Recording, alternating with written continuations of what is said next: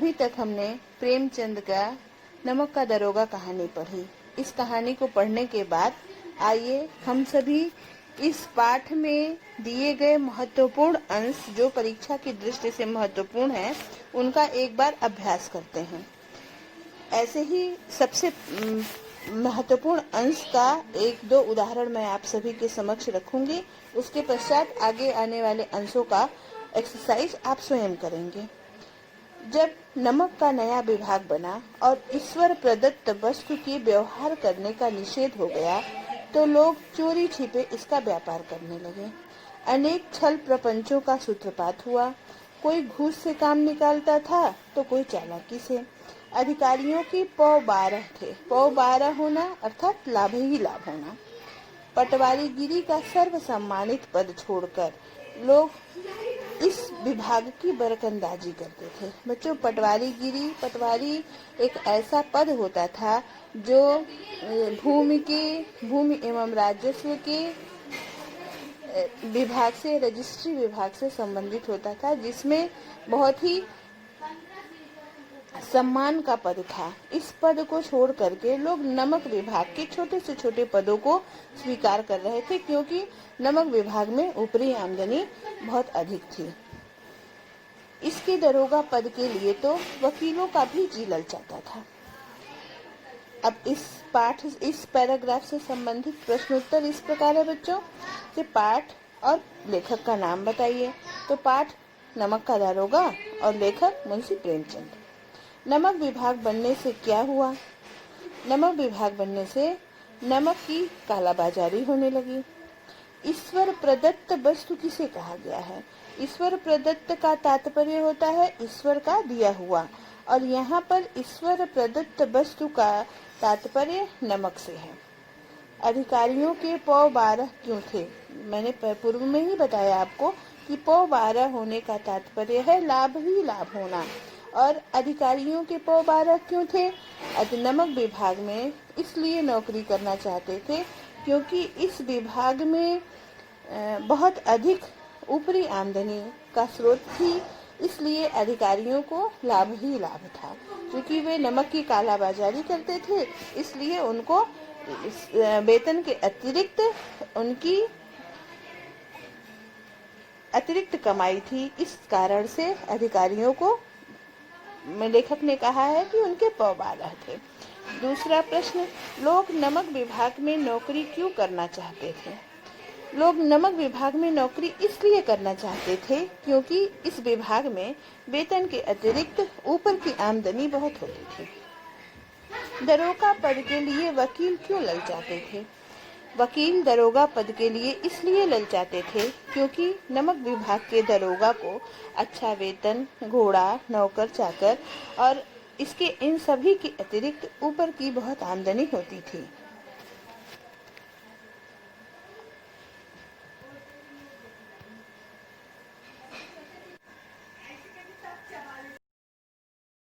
इसी प्रकार नमक का दरोगा कहानी में दूसरा पैराग्राफ इस प्रकार है। बच्चों, कुल मिलाकर के इस पाठ से 8 पैराग्राफ जो इम्पोर्टेंट हैं उनकी प्रैक्टिस मैं आप सभी को करा दूंगी। दूसरे पैराग्राफ की प्रैक्टिस के लिए इस प्रकार वीडियो है। उनके पिता एक अनुभवी पुरुष थे। समझाने लगे, बेटा, घर की दुर्दशा देख रहे हो, ऋण के बोझ से दबे हुए हैं। लड़कियां हैं वह घास फूस की तरह बढ़ती चली जाती हैं। अब घास फूस की तरह बढ़ना अर्थात तीव्र गति से बढ़ना। पूरे पाठ में प्रेमचंद जी ने अनेक स्थानों पर बहुत ही सुंदर मुहावरों का प्रयोग किया है। घास फूस की तरह बढ़ना एक मुहावरा है जिसका तात्पर्य होता है तीव्र गति से बढ़ना। मैं कगारे पर का वृक्ष हो रहा हूँ। कगारे पर का वृक्ष अर्थात वृद्ध हो गया हूँ, न मालूम कब गिर पड़ूं। अर्थात वह वंशीधर को यह शिक्षा दे रहे हैं कि मेरी अवस्था अब अधिक हो चुकी है, न जाने मैं कब मृत्यु को प्राप्त हो जाऊं, अतः तुम्हें अपनी जिम्मेदारियों को ठीक प्रकार से समझ लेना चाहिए। अब तुम ही घर के मालिक मुख्तार हो। नौकरी में ओहदे की ओर ध्यान मत देना, यह तो पीर का मजार है। निगाह चढ़ावे और चादर पर रखनी चाहिए। ऐसा काम ढूंढना जहाँ कुछ ऊपरी आय हो। मुंशी वंशीधर के पिता वंशीधर को यह सुझाव दे रहे हैं कि वो जिस प्रकार की नौकरी अगर ढूंढ रहे हैं उसमें उन्हें ऊपरी आय पर ध्यान देना चाहिए, क्योंकि मासिक वेतन से उनके घर का खर्च नहीं चलने वाला है। मासिक वेतन तो पूर्णमासी का चांद है जो एक दिन दिखाई देता है और घटते घटते लुप्त हो जाता है। बच्चों, जिस प्रकार पूर्णिमा को चांद पूरा रहता है और धीरे धीरे वह घटते घटते कम हो जाता है, वंशीधर के पिता सरकारी नौकरी से वेतन से प्राप्त आय की तुलना पूर्णिमा के चांद से करते हैं। और वहीं दूसरी ओर ऊपरी आय बहता हुआ स्रोत है जिससे सदैव प्यास बुझती है। ऊपरी आमदनी को वो बहता हुआ स्रोत मानते हैं और ऐसा मानते हैं कि उससे निरंतर प्यास बुझती है। अब इस पैराग्राफ से संबंधित प्रश्नोत्तर देखिए। पाठ और लेखक का नाम लिखिए। मैंने पहले भी बताया, पाठ नमक का दारोगा और लेखक मुंशी प्रेमचंद। कौन, किसे और क्यों समझा रहा है? मुंशी वंशीधर के पिता अपने पुत्र वंशीधर को इसलिए समझा रहे हैं क्योंकि वंशीधर नौकरी की तलाश में जा रहा है। घर की दशा कैसी है? घर की दशा अत्यंत दयनीय है। ऋण का बोझ बढ़ गया है। लड़कियां विवाह योग्य हो गई हैं।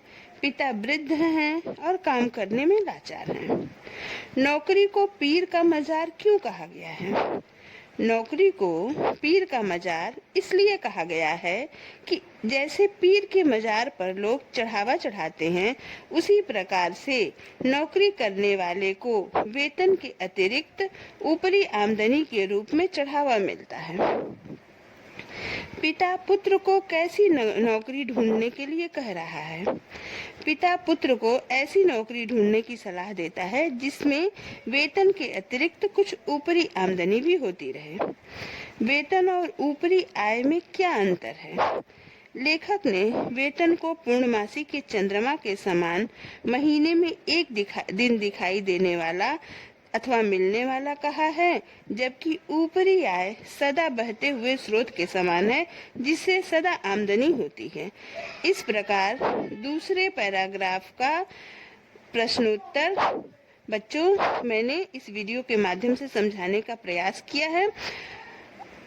आपकी परीक्षाओं में इसी तरह से प्रश्न पूछे जाते हैं, अतः पाठ से संबंधित मुख्य अंश का आपको अभ्यास कर लेना चाहिए।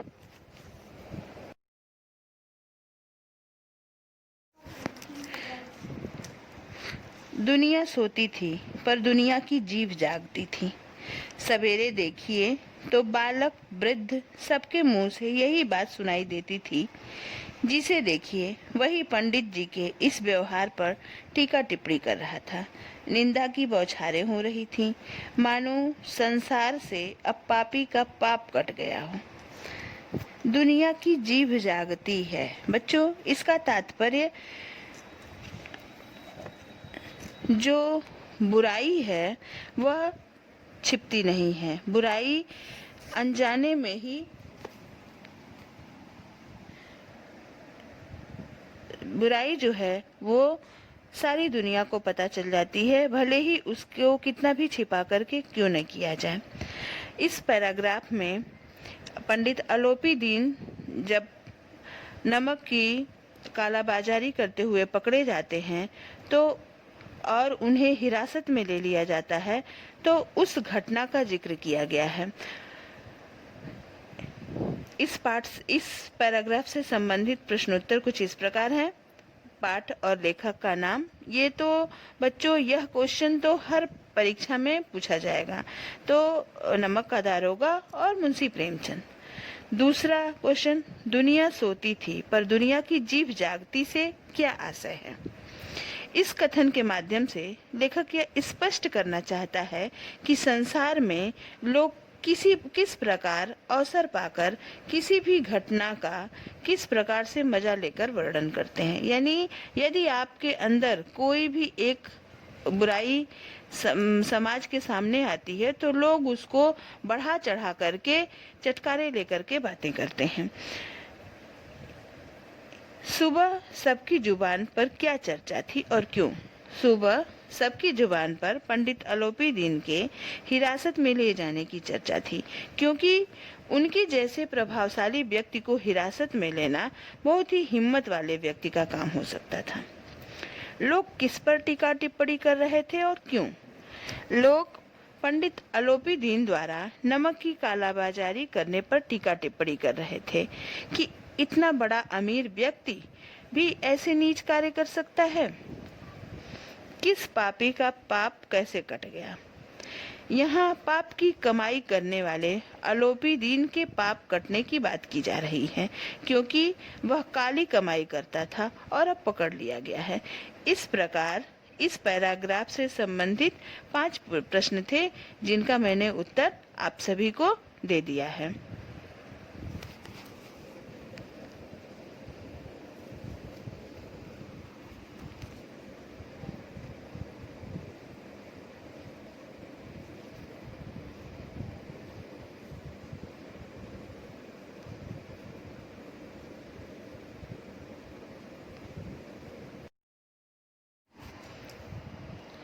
अगला पैराग्राफ, खुशामद करने के लिए मुझे इतना कष्ट उठाने की जरूरत नहीं थी। यह पैराग्राफ वंशीधर को नौकरी से पदच्युत होने के बाद पंडित अलोपी दीन उनके पास अपने स्थायी मैनेजर का प्रस्ताव लेकर जाते हैं, उस समय क्या है। लेखक कहते हैं, खुशामद करने के लिए मुझे इतना कष्ट उठाने की जरूरत न थी। उस रात को आपने अपने अधिकार बल से मुझे अपनी हिरासत में लिया था, किंतु आज मैं स्वेच्छा से आपकी हिरासत में हूँ। मैंने हजारों रईस और अमीर देखे हैं, हजारों उच्च पदाधिकारियों से काम पड़ा, किंतु मुझे परास्त किया तो आपने। मैंने सबको अपना और अपने धन का गुलाम बनाकर छोड़ दिया। मुझे आज्ञा दीजिए कि आपसे कुछ विनय करूं। अब इस पैराग्राफ से संबंधित प्रश्न, पाठ और लेखक का नाम लिखिए। पाठ नमक का दरोगा और लेखक मुंशी प्रेमचंद। कौन किसकी और क्यों खुशामद करने आया है? पंडित अलोपी दीन मुंशी बंशीधर की खुशामद करने आए हैं, क्योंकि वे मुंशी बंशीधर को अपनी जायदाद का मैनेजर बनाना चाहते हैं। अधिकार बल से और स्वेच्छा से हिरासत में होने का क्या तात्पर्य है? जब कोई व्यक्ति अपने पद के अधिकार का प्रयोग कर किसी को बंदी बनाता है तो वह अधिकार बल से हिरासत में लेना होता है, परंतु जब कोई व्यक्ति स्वयं आत्मसमर्पण करते हुए बंदी बनता है तो उसे स्वेच्छा से हिरासत में होना कहते हैं। कौन किससे और कैसे परास्त हुआ? पंडित अलोपी दीन मुंशी बंशीधर से उसकी ईमानदारी और कर्तव्यपरायणता से परास्त हो गए थे। वक्ता ने किन्हें कैसे गुलाम बनाया था? वक्ता ने अपने धन के बल पर अनेक रईसों, अधिकारियों, कर्मचारियों आदि को अपना गुलाम बनाया था। इस गद्यांश से वक्ता के चरित्र के किस गुण का पता चलता है?